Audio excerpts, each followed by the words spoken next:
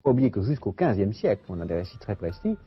on sacrifiait aux dieux et on donnait à manger au peuple dans certains pays, comme par exemple en Amérique du Sud et en Amérique latine, jusqu'à 100 000 personnes en une semaine, qui étaient tuées sur les marches des temples et données à manger pour guérir, pour prévenir des maladies et des différents fléaux qui pouvaient investir jusqu'au XVe siècle. Oui, quand on visite effectivement au Mexique les pyramides de Teotihuacan, on voit très bien l'endroit où l'on sacrifiait la victime, et puis les pierres qui sont sur la pyramide, vous le rappelez d'ailleurs dans votre livre, et on jetait les cadavres pour que ça fracasse, et ils arrivaient en bas, pas prêts à être consommés, mais quand même très abîmés pour être plus facile à découper. Donc finalement, le cannibalisme disparaît, il est enfoui dans les consciences de chacun, mais il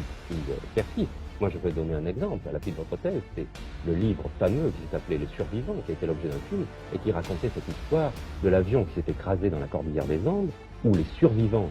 ont mangé les cadavres des morts pour survivre, et ça a eu un tel retentissement que ça veut dire une chose très précise, c'est que le cannibalisme est encore, au fond, certains d'entre nous, même si vous, Jacques Attali, si Catherine Dolto, qui interviendra tout à l'heure, si moi-même, nous mangeons rarement, très rarement, de la chair humaine. Même si vous, Jacques Attali, et si Catherine Dolto, qui interviendra tout à l'heure, si moi-même, nous mangeons rarement, très rarement de la chair humaine. Alors, mangeons rarement, très rarement de la chair humaine. Alors, donc,